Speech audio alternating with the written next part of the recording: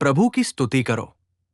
हमारे प्रभु यीशु मसीह के नाम पर हम होसैना मिनिस्ट्रीज की ओर से आप सभी को हार्दिक बधाई देते हैं। प्रभु आपको आशीर्वाद दें और समृद्ध करें। प्रियजनों, आज मैं पवित्र शास्त्र भजन संहिता 84:4 से पढ़ रहा हूं।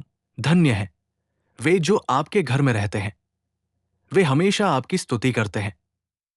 प्रियजनों, इस दुनिया में अगर किसी के पास धन या ताकत है तो हम उन्हें धन्य मानते हैं।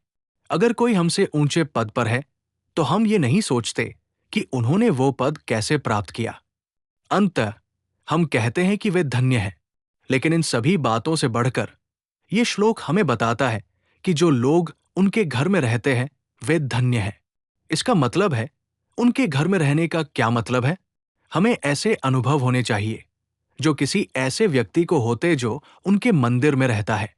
हर किसी के लिए मंदिर में प्रवेश करना और ये कहना संभव नहीं है कि हम वहां रहने जा रहे हैं।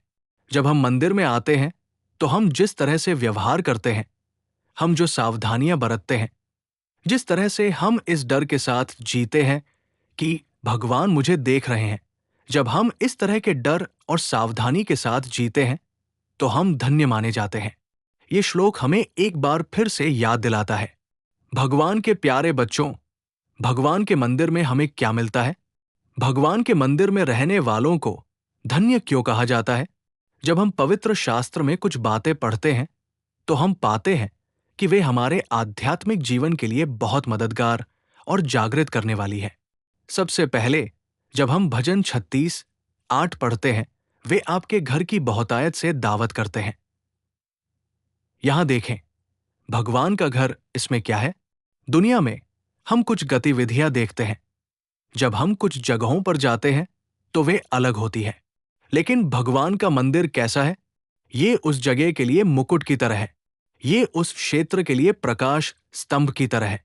जब उस क्षेत्र के लोग धन्य होकर मंदिर में आते हैं और पूजा करते हैं तो वे भगवान की कृपा और उनकी महिमा को देखते हैं।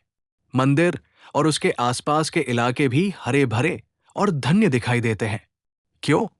क्योंकि वचन कहता है कि उसके मंदिर में बहुतायत है। यहां मैं आपको एक बात बताना चाहता हूं। बहुतायत क्या है?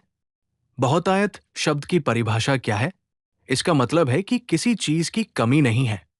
हमें जो कुछ भी चाहिए वो वहां है। क्या ये स्वास्थ्य है? क्या ये खुशी है? क्या ये स्नेह है? हमें जो कुछ भी चाहिए वो वहां मौजूद है। वो ईश्वर का निवास स्थान है। बहुतायत का मतलब सिर्फ हाथ और घर में पैसे होना नहीं है। मान लीजिए आपके हाथ और घर में पैसे भरे हुए हैं, लेकिन आपका शरीर बीमारी से भरा हुआ है। इसका क्या फायदा? मान लीजिए आपका घर लोगों से भरा हुआ है, लेकिन वहां कोई स्नेह नहीं है। इसका क्या फायदा? ये बहुतायत नहीं है। बहुतायत का मतलब है कि हमें जो कुछ भी चाहिए वो वहां मिल जाता है।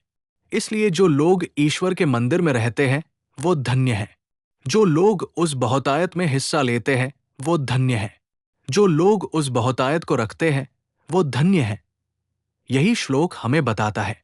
और अगर हम परमेश्वर के मंदिर की उपेक्षा करते हैं जो उस बहुतायत को देता है, अगर हम परमेश्वर के मंदिर से खुद को दूर करते हैं, अगर हम परमेश्वर के मंदिर को वो सम्मान नहीं देते जो दिया जाना चाहिए, परमेश्वर के मंदिर को वो महत्व नहीं देते जो दिया जाना चाहिए, हम कितना खो रहे हैं, हमें ये समझना चाहिए। बहुतायत क्यों है?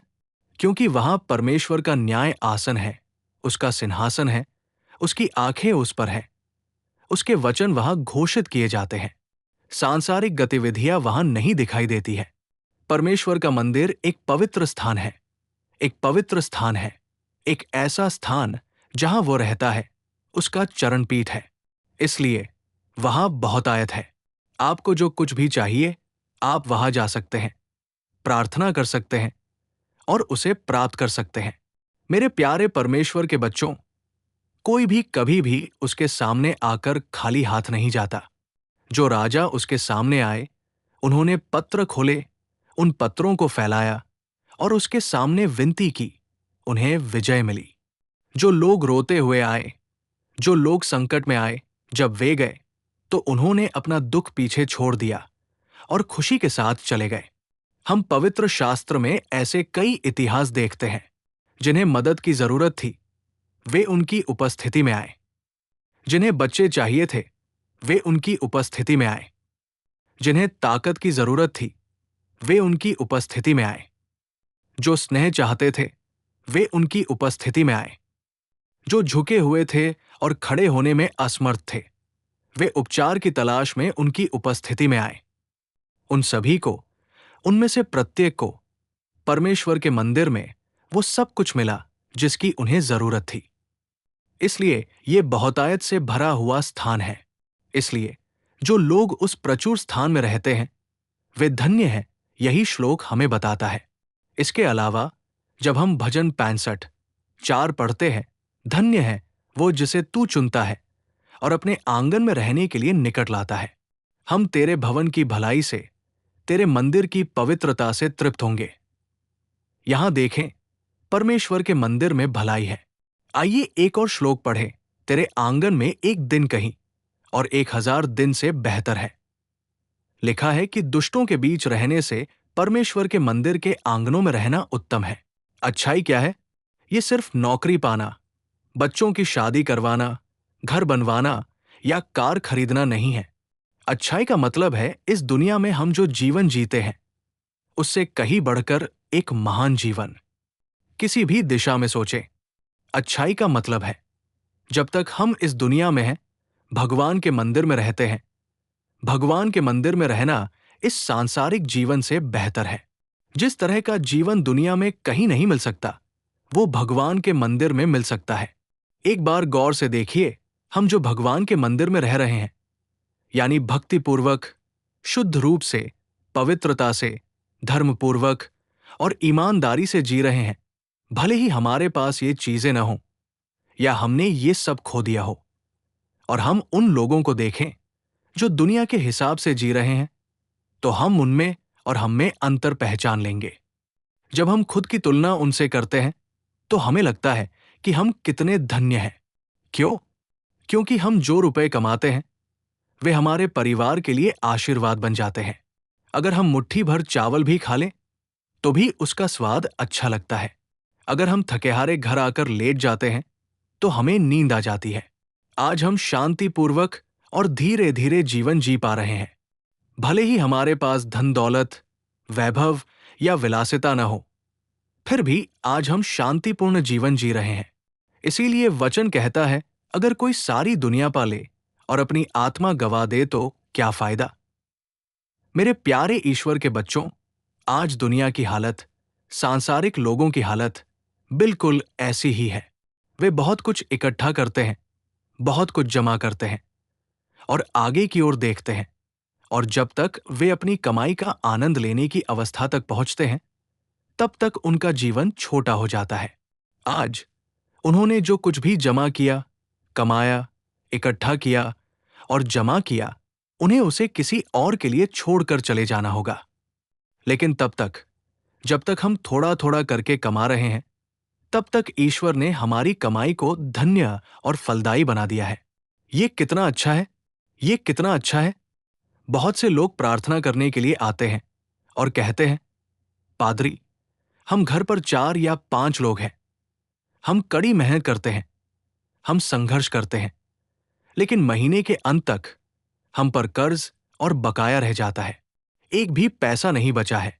ऐसा नहीं है कि हम बेकार बैठे हैं। हम अपनी पूरी ताकत और प्रयास से बहुत मेहनत करते हैं, लेकिन कुछ भी नहीं बचता है।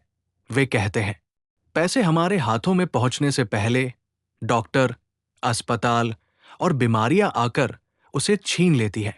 चोरों की तरह हमारी मेहनत की कमाई लूटी हुई दौलत बन गई है। वे आंसू बहाते हुए कहते हैं, लेकिन आज उसने हमें अपने स्वस्थ पंखों की छाया में ढक लिया है, हमें अनुग्रह और कल्याण के साथ आगे बढ़ाया है और हमें महान आशीर्वाद दिए हैं। वो अपनी उपस्थिति में एक हरे जैतून के पेड़ की तरह हमारा पालन पोषण कर रहा है। क्या ये भलाई नहीं है? ये कितना लाभकारी है। इसलिए परमेश्वर के मंदिर में क्या है? भलाई। वचन कहता है कि हम इतना अच्छा जीवन जी सकते हैं। मैं आपको एक और श्लोक याद दिलाऊंगा। जब हम भजन 92 13 का अवलोकन करते हैं तो उसमें लिखा है, जो लोग प्रभु के घर में रोपे गए हैं वे हमारे परमेश्वर के आंगनों में फलेंगे फूलेंगे। ये तीसरा अनुभव है। प्रिय, यदि एक अनुभव बहुतायत से भरा स्थान है और दूसरा एक अच्छे जीवन का अनुभव है, तो यहां तीसरा अनुभव फलने फूलने का है। फलने फूलने का क्या अर्थ है? इसका अर्थ एक ही अवस्था में बने रहना या एक ही स्तर पर अटके रहना नहीं है। हर दिन एक नया अंकुर फूटना चाहिए। कल और आज के बीच, पिछले साल और इस साल के बीच एक अंतर होना चाहिए। आध्यात्मिक रूप से कदम दर कदम बढ़ना, धन्य होना और उच्च पद पर पहुंचना, ये सभी बहुत ही धन्य अनुभव है। प्रिय, देखें कि फलने फूलने का अनुभव कैसा होता है। हर दिन एक नया अनुभव सीखना। कुछ लोग बच जाते हैं और वही रहते हैं। कुछ लोग बपतिस्मा लेते हैं और वही रहते हैं। बस इतना ही नहीं है। हम जो बचाए गए हैं, हमें बपतिस्मा लेना चाहिए। हमें जो बपतिस्मा लेते हैं, हमें पवित्र आत्मा प्राप्त करना चाहिए। और हमें जो पवित्र आत्मा प्राप्त कर चुके हैं, हमें उपहार और फल प्राप्त करने चाहिए और एक अद्वितीय जीवन जीना चाहिए और मसीह में पूर्णता तक बढ़ना चाहिए। ऐसा कहा होता है, ऐसा उसके साथ होता है जो परमेश्वर के मंदिर में लगाया जाता है, वो वृद्धि। मेरे प्यारे भाइयों और बहनों, आज हमें ये जांच करनी चाहिए कि हम कितने आगे बढ़ चुके हैं। क्या हम परमेश्वर के मंदिर में लगाए गए हैं या दुनिया में लगाए गए हैं? क्या हम सांसारिक कार्यक्रमों में लगाए गए हैं या ईश्वरीय सिद्धांत में? हमें खुद की जांच करनी चाहिए और उस वृद्धि, उस समृद्ध अनुभव को प्राप्त करना चाहिए। परमेश्वर का वचन हमें बताता है। मैं कुछ लोगों को जानता हूं, वे आध्यात्मिक रूप से बहुत अनुभवी हैं। हालांकि वे उम्र में छोटे हैं। उनकी उम्र को देखते हुए वे बहुत छोटे हैं, लेकिन आध्यात्मिक रूप से उनके पास इतने महान अनुभव है कि हम आश्चर्यचकित हो जाएंगे।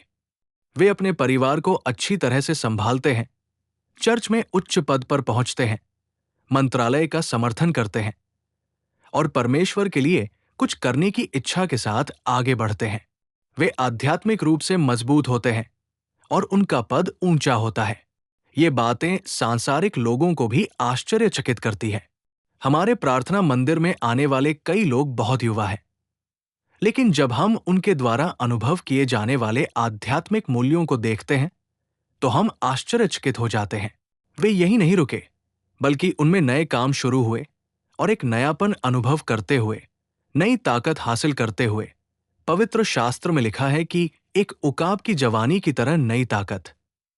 ये कहने के बारे में नहीं है।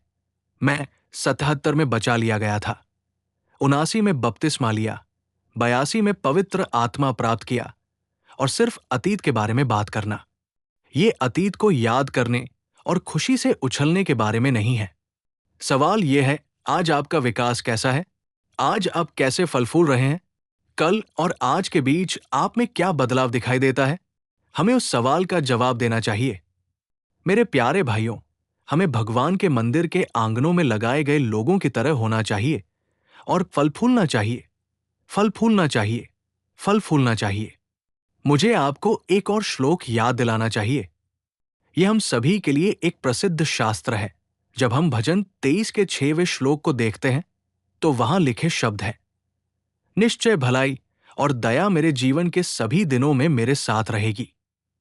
भलाई और दया हमारे जीवन के सभी दिनों में क्यों और कैसे साथ देती है? वो भी दो अनुभव है, अनुग्रह और कल्याण। कुछ लोग फलते फूलते हैं, लेकिन कोई कल्याण नहीं होता। वे महान बन जाते हैं, लेकिन कोई कल्याण नहीं होता। एक बुजुर्ग हमारे साथ यरूशलेम आए। वो एक अच्छे व्यवसायी थे। उन दिनों हम सभी भगवान के सेवक, मेरे आध्यात्मिक पिता येसन्ना गरु के साथ यरूशलेम के क्षेत्रों में घूम रहे थे, और जब वो हमें समझा रहे थे, तो हम खुशी से उछल रहे थे। क्यों? क्योंकि ये वही क्षेत्र है जहां हमारे प्रभु यीशु मसीह चले थे। यही वो स्थान था जहां उन्होंने घुटने टेके और प्रार्थना की। यही उनकी कब्र थी। ऐसे अद्भुत स्थानों को देखकर हम आनंदित हुए और प्रसन्न हुए। हमारे साथ यरूशलेम आए बुजुर्ग को बार बार फोन आते रहे। वो एक तरफ जाकर बात करते और वापस आ जाते।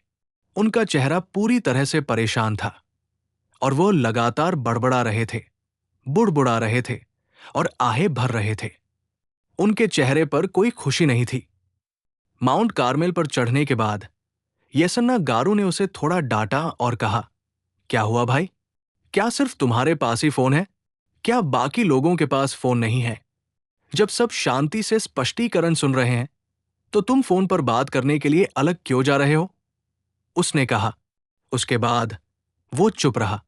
बाद में येसन्ना गारू के जाने के बाद उसने हमसे कहा, मैं क्या कर सकता हूं भाई? जब मैं एक छोटी सी दुकान चलाता था तो मैं शांत था। मैं शाम को दुकान बंद करके घर जाता था, सादा खाना खाता था और शांति से सो जाता था। जीवन शांतिपूर्ण था। अब व्यापार बढ़ गया है, व्यापार बदल गया है, लेकिन शांति नहीं है। भाई, क्या तुम समझ रहे हो? जब वो छोटी सी दुकान चलाता था तो जीवन अच्छा था। अब हालांकि व्यापार बढ़ गया है, लेकिन वो कहता है कि न शांति है न आराम। सच है, आराम के बिना आए, शांति के बिना लाभ। लेकिन परमेश्वर का सेवक दाऊद कहता है, निश्चय भलाई और दया जीवन भर मेरे साथ रहेंगी। क्यों? क्योंकि मैं जीवन भर प्रभु के भवन में निवास करूंगा। इसके और उसके बीच एक संबंध है। क्योंकि मैं उनके मंदिर में निवास करता हूं, इसलिए भगवान के मंदिर में कृपा और कल्याण है। कृपा और कल्याण मेरे पीछे पीछे चलते हैं। मेरे प्रिय, आज हमारा जीवन सार्थक होना चाहिए। कृपा और कल्याण हमारे पीछे पीछे चलना चाहिए। हमें एक सुंदर और शांतिपूर्ण जीवन जीना चाहिए। इसका मतलब है भगवान का मंदिर हमारा आश्रय होना चाहिए। भगवान का घर हमारा आश्रय होना चाहिए। सिर्फ रविवार को अपना चेहरा दिखाने के लिए एक बार नहीं जाना। सिर्फ क्रिसमस या ईस्टर पर नहीं जाना जब हमें विचार आए। सिर्फ तब नहीं जाना जब हमारे ऊपर त्रासदी या असफलता आए और घुटने टेककर प्रार्थना करनी पड़े। हमें भगवान के मंदिर के साथ एक करीबी रिश्ता रखना चाहिए। तब कृपा और कल्याण हमारे पास आएगा। हमारे जीवन के सभी दिन हम शांतिपूर्ण दिन देखेंगे। हम कई बुरे दिन देख रहे हैं, लेकिन जो लोग भगवान के मंदिर में रहते हैं वे सबसे अंधेरे समय में भी प्रकाश के साथ रहेंगे। सबसे कड़वे अनुभवों में भी वे कल्याण के साथ रहेंगे। ये भगवान के मंदिर का अनुभव है। ये भगवान की उपस्थिति का आनंद है। हमें इसका अनुभव करना चाहिए और आगे बढ़ना चाहिए। भगवान हम सभी को ऐसी कृपा प्रदान करें। प्रार्थना है, पिता, अद्भुत जीवन देने वाले प्रभु, हम आपको नमस्कार करते हैं। आपके मंदिर के प्रांगण में निवास करना कितना धन्य है। हमने इसे आपके शास्त्रों में देखा है। प्रभु मेरे पिता, हमने आपके वचन में देखा है कि ये बहुतायत का स्थान है। ईश्वर का मंदिर अच्छाई का स्थान है, उत्कर्ष का स्थान है। ऐसा स्थान है जहां अनुग्रह और शांति हमें मिलती है। आपके मंदिर प्रांगण में निवास करते हुए, हरे जैतून के पेड़ की तरह ऐसे आशीर्वाद का अनुभव करते हुए हम हमेशा आपके साक्षी के रूप में खड़े रहें, प्रतिदिन बढ़ते रहें, कदम दर कदम आशीर्वाद प्राप्त करते रहें, अप्राप्य अनुग्रह में छिपे रहें। पिता, आपने हमें ऐसा अनुग्रह प्रदान किया है जिसके लिए हम अपने हाथ जोड़कर आपके सामने श्रद्धा से झुकते हैं। पिता, हम अयोग्य, दुर्भाग्यशाली, आपने हमें अपने मंदिर प्रांगण में रहने का महान विशेषाधिकार दिया है, जिसके लिए हम आपको धन्यवाद देते हैं और आपकी महिमा करते हैं। मैं प्रार्थना करता हूं कि आप अपने प्रत्येक बच्चे पर आशीर्वाद दें और अपनी कृपा बरसाएं, कि आप अपने बच्चों को ऐसे अनुभवों की ओर ले जाएं। मैं यीशु के नाम पर प्रार्थना करता हूं और मांगता हूं, पिता। आमीन, आमीन। प्रभु आपको इस पूरे दिन असाधारण कृपा प्रदान करें और आशीर्वाद दें। मेरा ईश्वर आपको ये प्रदान करे। आमीन। इस दैनिक कृपा के दैनिक संदेशों और अधिक आध्यात्मिक संदेशों के लिए कृपया हमारे YouTube चैनल को सब्सक्राइब करें।